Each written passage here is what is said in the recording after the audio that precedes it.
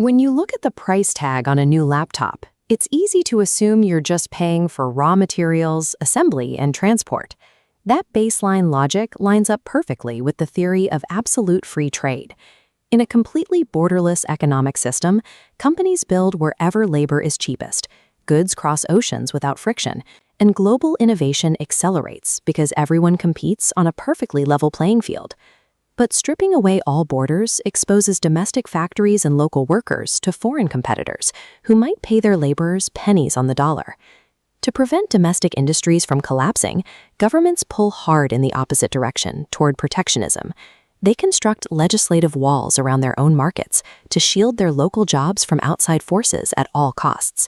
This creates a monumental dilemma. A government has to weigh two conflicting priorities: securing the immediate paychecks of its citizens today, or prioritizing the long-term efficiency of global economic growth. Every made-in tag stamped on a product is the hidden outcome of a deliberate tug-of-war between open global markets and closed domestic borders. Countries operate along a trade policy spectrum, like the balance scale. Governments use tariffs, or direct border taxes, to force the scale toward protectionism. This gives local factories an artificial advantage to grow, but inevitably makes daily life more expensive for domestic consumers. Governments achieve the exact same effect without officially raising taxes. By enforcing strict import quotas or drafting hyper-specific sanitary regulations, they create non-tariff barriers that stealthily block foreign products before they enter the market. Whether through direct taxes or administrative red tape, these defensive tools effectively insulate a nation's workforce, but they do so by mandating a hidden higher cost of living for everyone inside the country. Trade policy isn't entirely defensive.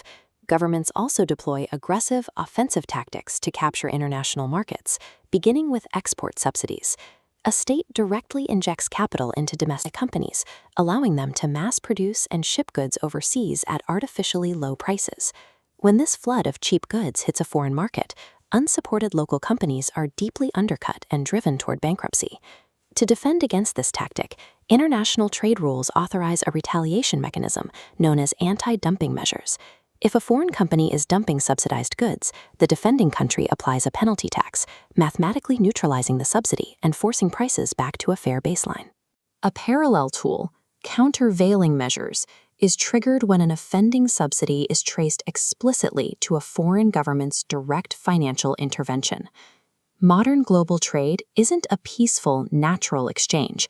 It is an ongoing, reactive cycle of state-sponsored interventions and rapid, calculated retaliations. The global economy is a highly managed, artificial environment dictated entirely by these state policy choices.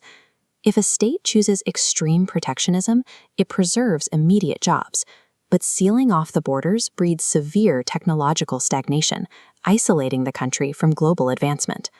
Swing entirely the other way toward absolute free trade, and you maximize total global GDP, but you also risk hollowing out vital domestic sectors and ruining vulnerable working populations. Consistent economic growth requires abandoning ideological purity. It demands a dynamic, continuously calibrated approach to the global market. Tariffs, subsidies, and anti-dumping rules are not inherently good or evil. They are amoral tuning mechanisms used to adjust a country's trajectory based on real-time pressures. True national wealth and the cost of our daily lives depends entirely on a government's strategic mastery of this spectrum. In 21st century trade, constant calibration is the ultimate competitive advantage.